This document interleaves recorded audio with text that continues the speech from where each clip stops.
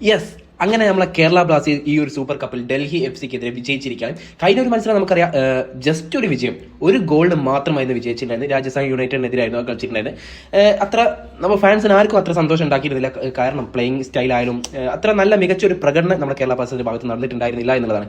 But ഇന്നത്തെ കളിയിലേക്ക് വന്ന സമയത്ത് ഞാൻ ഇതിന് മുമ്പ് പറഞ്ഞിട്ടുണ്ടായിരുന്നു, ഇന്ന് കേരള ബ്ലാസ്റ്റേഴ്സ് തകർത്താടും എന്നുള്ളത് തന്നെ. അതുപോലെ തന്നെ ഫസ്റ്റ് ഹാഫ് നമ്മൾ നല്ല രീതിയിൽ കളിച്ചിട്ടുണ്ട്. നമുക്ക് 3 ഗോൾ സ്കോർ ചെയ്യാൻ സാധിച്ചിട്ടുണ്ട്. 2 ഗോൾ ഒബിയോറ്റോ തന്നെയായിരുന്നു ഈ ഒരു പ്രാവശ്യം നമ്മൾ സ്കോർ ചെയ്തിട്ടുണ്ടായിരുന്നു. അദ്ദേഹം ഈ ഒരു പ്ലേയിങ് സ്റ്റൈലിൽ അദ്ദേഹം നല്ല രീതിയിൽ ഇണങ്ങി കളിക്കുന്നുണ്ട് എന്നുള്ളത് തന്നെയാണ്.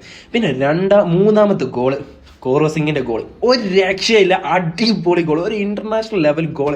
ആ ഒരു ഫിനിഷിങ് ഗംഭീരം തന്നെയായിരുന്നു. ഏതായാലും നമ്മളെ കേരള ബ്ലാസ്റ്റേഴ്സ് വിജയിച്ചിരിക്കുകയാണ്.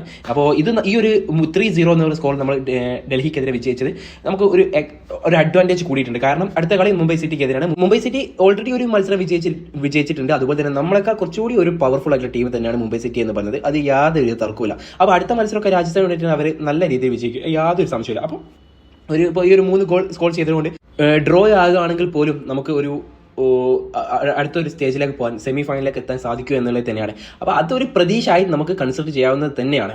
ഈ ഒരു കളി കാണുന്ന സമയത്ത് കുറച്ച് പ്രതീക്ഷ നൽകുന്നുണ്ട് നമ്മളെ കേരള ബ്ലാസ്റ്റേഴ്സ് നമുക്ക്. അപ്പോൾ ഈ ഒരു പ്രാവശ്യത്തെ ഈ ഒരു സൂപ്പർ കപ്പ് നമുക്ക് തൂക്കി തന്നെ തുടങ്ങാം എന്ന് നല്ല രീതിയിൽ